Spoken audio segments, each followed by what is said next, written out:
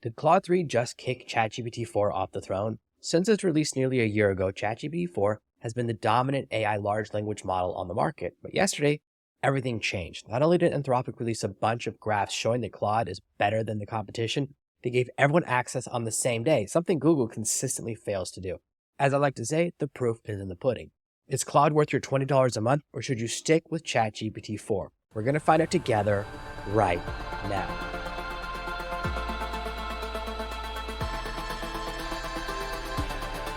Claude is already making some big waves. It's been out for less than 24 hours, and I wanted to cover some really interesting things that have come across my feed. The first thing is an amazing Twitter post from Flo Crivello, who ran Claude through a bunch of their tests. Claude 3 Opus beat ChatGPT 4 Turbo. There's a slight jump between 71 and 73 or 74%. That's not what I care about. This is something different than what everyone else is talking about. I'm much more interested in the purple and the red. ChatGPT 3.5 Turbo gives around a 56. Look at this score from Claude Sonnet. It's around a 68. For free users, Claude might just be the best tool on the market. And that's what I really want to focus on, Claude 3 Sonnet, which is the free version. Let's look at some of the promises that Claude makes, and then we're going to decide, is it worth the paid upgrade? And then we're going to test this free version of Claude to see how good it is compared to ChatGPT 3.5. Is it worth your hard-earned $20 a month? We're going to find out together. Here's the announcement page introducing the next generation of Claude. And they show that Claude Haiku, then Claude Sonnet, Claude Opus. The thing about Haiku is that it's super affordable, super cheap, super fast. If you need a really fast response, you're going to go with Claude Haiku. The cost is much lower, almost half the price. And this is where you start to be a little strategic with which AI you're using. Sometimes you don't need the most advanced version of the AI for simple tasks, and speed is more valuable than accuracy. Look at all the answers from here down. Claude 3, Haiku, and Opus will get all of these right, both. So you might as well answer those questions for Haiku. Let me zoom in on this graph. Here are the tests and how they compare to different models. The way they've organized this is a little bit tricky. For undergraduate level of knowledge, Claude 3 Opus has 86.8. Then they show the other two versions of Claude, but the next lowest number is actually GPT-4, which is 86.4. It's a 0.4% jump. More interesting is that Gemini 1.0 Ultra is at 83.7. So it really goes Claude 3, GPT, then Ultra. They didn't really organize this in a fair way. Of course, all the best answers are Claude. I don't really care for Gemini. I'm not going to test that tool. There's been too many ball droppings from Google. I don't cover their tools. Just too many of their tools have been caught lying and giving people bad information that I don't trust their developers. I don't trust their development process. Next, we see the reasoning level. They claim for Claude 3 Opus it's 50.4%, that it's correct half the time. ChatGPT 4 is correct 1/3 of the time. I'm really looking at Sonnet versus GPT 3.5. Sonnet, we see a 40%, versus 3.5, a 28%. That's a 12% jump. There's a much more significant jump at these levels, just like for this test, it's a 9% jump instead of a 0.4% jump. That's what we're going to be testing today. Grade school math is 92.3% versus 57%. Math problem solving is 34, jumps to 43%. Multilingual math, it can't even do it. ChatGPT 3.5. Coding goes from 48 to 73%.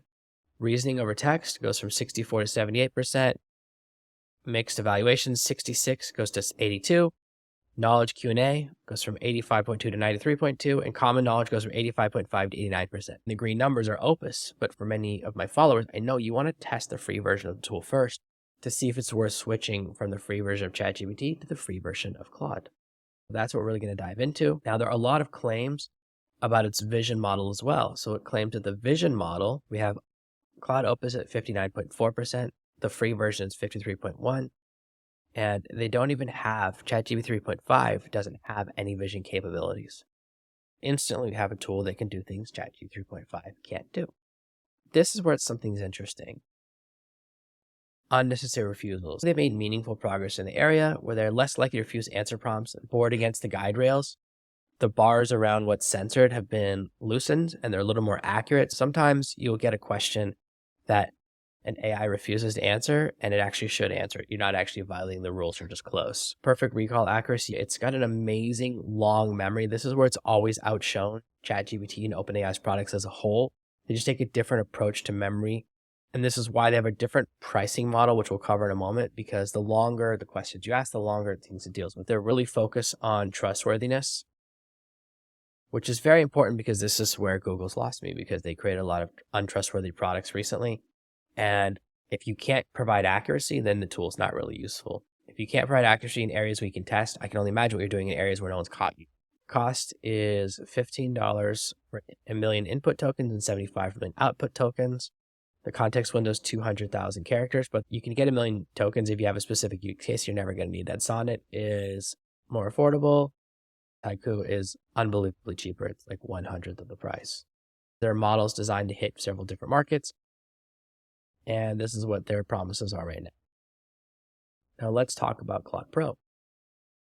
Claude Pro offers 5 times the usage. What this means is that you get, and this is really tricky, 200 sentences every 8 hours, assuming your sentences are 15 to 20 words. It's really complicated to measure this way. If you upload Great Gatsby, you can only ask 20 questions every 8 hours. Their measurement window is 8 hours. It's a little hard to follow their limits. It's hard for me to give you a really clear idea of what this is going to be, because the longer your question, the more complicated it gets. It doesn't measure by question like ChatGPT does.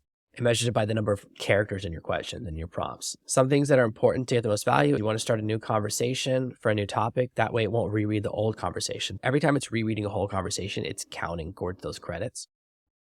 Better to ask multiple questions at once about a long document so it doesn't have to keep rereading the document. And don't re-upload the file multiple times. This is something I've had to do with ChatGPT. Now we're going to dive in and test Claude. Test number 1 is a character prompt, and this gets a perfect score. It created Linda Liner, my LinkedIn prompt, and everything came out perfectly. This is part of Cyber Staffing Agency. Seeing that this runs on the free version of Claude is very good. All of the things I designed for OpenAI are also working on Claude. The next test we're going to run is to see how Claude handles code. So now we have a perfectly run script, and we're going to test the script together. Code.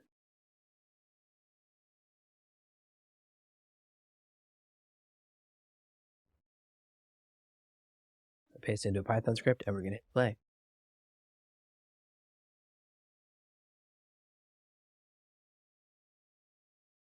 And we're going to scan it. And it works perfectly, taking me straight to my website. We passed this test, test number 2. For this test, we're going to say, you have 2 ropes that take an hour to burn. They burn in consistent rates. How can you measure 45 minutes? You can light one or both ropes at one or both ends at the same time. This is correct answer. Pass. What you're seeing is that there are some real usage constraints with the free version. They're really pushing it. Even though it's a better tool, we weren't able to run all of the tests because it only let me do about 5 or 6 prompts. And now every time I say something, it says I'm running out of capacity. And this is a big deal. When you're making decision-making process, this is what it really comes down to. What I'm seeing is that this is better than ChatGPT 3.5. It's passing my test. It's really doing a great job. But every time I try to run my tests, I keep hitting this error that I'm not able to do as much as I want. I have to wait longer between prompts. I'm finally getting the next one. Let me see what happens here. So this is the right answer. However, then there's some other stuff below it. So it's kind of a halfway pass for this question. Please answer this question with exactly 10 words. This is tricky because usually LMs can't measure how many words they're using. 2, 3, 4, 5, 6, 7, 9, 10, 11. Close, but not quite right. I'm going to go a little bit harder with our logic puzzle. It seems as though I need to wait about 15 seconds between prompts. And as long as I wait a little bit, it starts giving me the answer again.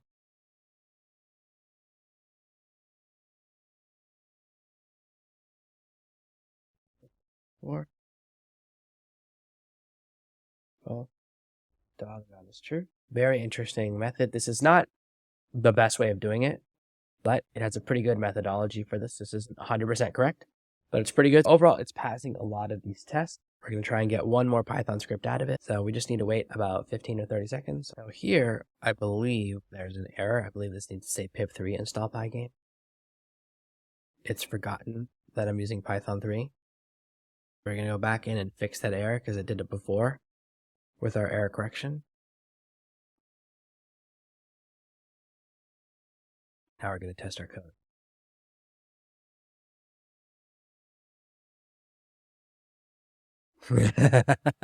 A little fast. So Like, too hard. It worked, but it's a little bit too hard, so it passed our final test. This is my first time really digging into Claude. Even though I made an account about 6 or 7 months ago, I just haven't spent much time on it because I've been so satisfied with my results from ChatGPT 4 and some of the other tools that I use as part of my toolkit. However, this new game gotten very interesting because now the best free tool on the market is Claude. However, I found that hitting against that wall constantly where you ran out of prompts, run out of prompts, run out of prompts, you have to wait 15 seconds or 20 seconds. It's really annoying. I really felt restricted for me as my own personal use case, seeing how much better this is than ChatGPT 3.5 and seeing that it can handle my most complicated of prompts. I see a really strong use case and it is a good reason for me to go pro. But that's for me. If you're in a tight situation, this is where it really comes down to your decision-making calculus. I'd love to know what you think in the comments below. Is it better to have a stronger AI and you're willing to pay the price of having to wait longer between prompts? Or do you want something that just answers your questions quickly and doesn't make you play all these games? Claude definitely caught my attention. Hopefully they solve this problem with the running out of utilities. I think it's because they just launched it today, so everyone's suddenly using it again and testing it. Every single person's doing the same thing as me, running a bunch of really complicated tests against the servers. But I want to know your thoughts because that's the most important thing to me. Is this something useful to you? Is this something interesting to you? Are you considering switching to this tool? Or are you just locked in to the ChatGPT ecosystem? Is it too late for the competition to really grab some market share? Do you want to see me grab the paid version and test that against ChatGPT 4? We've all seen what happens when I've loved a free version of a tool and then I tested the paid version and been very disappointed. If you haven't, check out this review of Ideogram. It's very important to only use tools that are efficient and useful for your business. You can spend a huge amount of time learning a new tool that only gives you a small incremental difference in your business.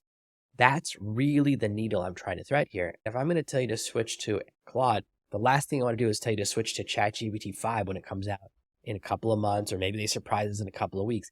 That's not useful. I really think the best use case for most of the people who watch my videos and follow my channels is to find one AI that's going to be their daily driver, their main workhorse, and that becomes the tool that you really master. That's the path I've taken with ChatGPT. Using Claude really, for me, is about testing it and showing my audience what's possible so that I can provide training and test cases. And I do have a small number of people in my courses who they're Claude users. So I need to be able to cover and show that my prompts work there as well as in ChatGPT. Of course, this is going to be the case because Claude is built by Anthropic, which is a group of people that used to work at OpenAI. They're coming from the same mindset. They're coming from the same programming language. And that means they're going to have the same foundational approach to how the AIs are programmed and respond. All of those are very good things. It means we don't have to learn 5 different languages to speak to 5 different AIs. The learning curve from going from one AI to another is not that high. Just like OpenAI, they don't have a very warm and welcoming onboarding process. They don't provide you with a lot of information to figure out how to get started. With each of these, you need a little help, and hope that I provided that in today's video. If you found this useful, please take a moment, hit the like button. It makes a huge difference, especially to channels that are small like mine, trying to hit that 1,000 subscriber mark, which we're so close to right now. I'd love to hit it this week. Additionally, if you want to see more videos like this, if you find this content useful, hit the subscribe button and you'll see more videos from me appearing in your feed. If you hit the bell, you'll get notified every single time I make one of these videos. Thank you so much for staying all the way to the end. It does mean a lot to me. I'm excited to see you in the next video. Thank you so much for watching one of my videos. Hit the like button, and then I've got a couple of sweet videos that I think you're going to like. I've got one here and another one over here. You're going to love them.